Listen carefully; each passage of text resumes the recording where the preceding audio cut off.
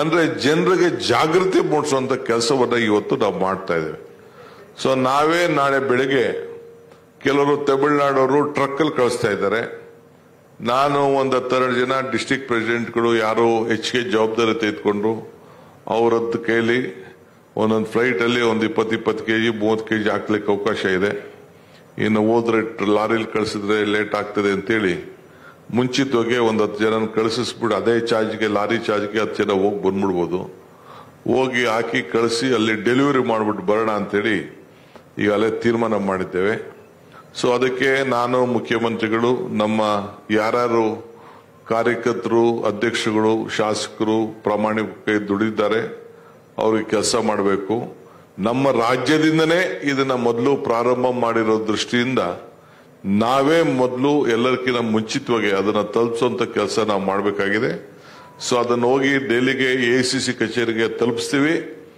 ತಲುಪಿಸಾದ್ಮೇಲೆ ಅವರು ಎಲ್ಲಿಗೆ ಆಕ್ಚುಲಿ 10ನೇ ತಾರೀಕು ಇದನ್ನ ಸಬ್ಮಿಟ್ ಮಾಡಬೇಕು ಅಂತ ನಮಗೆ ನಿರ್ದೇಶವಾಗಿ ಮಾರ್ಗದರ್ಶನ ಇತ್ತು.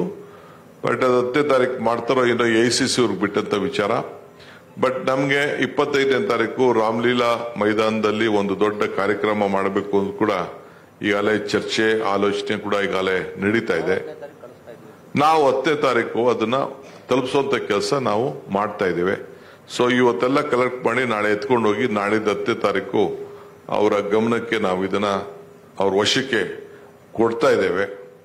ಸೊ ಅದಕ್ಕೆ ಈ ಒಂದು ವಿಚಾರ ಇನ್ನ ಇದು ಇಲ್ಲಿಗೆ ಮುಂದುವರಿಸ್ತೀವಿ. ನಾವು ಎಲ್ಲೆಲ್ಲಿ ಇನ್ನೇನು ಆಗಿಲ್ಲ ಅವರೆಲ್ಲ ಕೂಡ ಇದನ್ನ ಹೆಚ್ಚಿಗೆ ಜವಾಬ್ದಾರಿ ತೆಗೆದುಕೊಂಡು ಇನ್ನ 3-4 ದಿನದಲ್ಲಿ ಮಾಡಲಿಕ್ಕೆ ಒಂದು ಅವಕಾಶ ಇದೆ. ನಂಬರನ್ನು ಜಾಸ್ತಿ ಮಾಡಲಿಕ್ಕೆ ಒಂದು ಅವಕಾಶ ಇದೆ. ಆ ಕೆಲಸವನ್ನ ಈ ಸಂದರ್ಭದಲ್ಲಿ ಮಾಡಬೇಕಾಗ್ತದೆ. ಈ ಒಂದು ದೊಡ್ಡ ಆಂದೋಲನ ಇದು ಎಲೆಕ್ಷನ್ ಕಮಿಷನ್ ಅವರು ನಮಗೆ ಮಾಹಿತಿ ಕೇಳ್ತಾರೆ, ನಾವು ಅವ್ರು ಕೇಳಿದ್ರೆ ಕೆಲವು ಇನ್ಫಾರ್ಮೇಶನ್ ಕೊಡಕ್ಕೆ ಅಂತೇಳಿ. ಸೊ ಅದಕ್ಕೆ ನಮಗೆ ಕಾರ್ಪೊರೇಷನ್ ಎಲೆಕ್ಷನ್ಗೆ ನಾವು ಬ್ಯಾಲೆಟ್ ಅಲ್ಲೇ ಮಾಡಬೇಕು ಅನ್ನೋದು ನಾವು ತೀರ್ಮಾನವನ್ನ ಮಾಡಿದ್ದೇವೆ. ನಮ್ಮ ಸರ್ಕಾರದ ಚಿಂತನೆ ಬ್ಯಾಲೆಟ್ ಅಲ್ಲೇ ಮಾಡಬೇಕು ಅನ್ನೋದು ನಮ್ಮ ಚಿಂತನೆ. ಏಕೆಂದ್ರೆ ಜನರಿಗೆ ನಂಬಿಕೆ ಹೊರಟೋಗಿದೆ. ನಮ್ಮ ಸೆಂಟ್ರಲ್ ಗವರ್ಮೆಂಟೇ ಹಿಂದೆ ನಾವು ಇದನ್ನ ತಂದು ವೋಟಿಂಗ್ ಮಿಷಿನ್ ತಂದು ಇರ್ಲಿ ಅದ್ರ ಬಗ್ಗೆ ದೊಡ್ಡ ವ್ಯಾಪಕವಾದ ಚರ್ಚೆ ನಡೀತಾ ಇದೆ. ಆದರೆ ಜನರಿಗೆ ಜಾಗೃತಿ ಮೂಡಿಸುವಂತ ಕೆಲಸ ಈ ಸಂದರ್ಭದಲ್ಲಿ ನಾವು ಮಾಡಬೇಕಾಗಿದೆ. ಆ ದೃಷ್ಟಿಯಲ್ಲಿ ಇವತ್ತು ನಮ್ಮ ರಾಜ್ಯ ಇಡೀ ದೇಶಕ್ಕೆ ಕರ್ನಾಟಕ ರಾಜ್ಯ ನಂಬರ್ 1 ಅಂತೇಳಿ ಈಗಾಗಲೇ AICC ಅವರು ನಮಗೆ ಮಾರ್ಗದರ್ಶನ ಮಾಡಿದ್ದಾರೆ.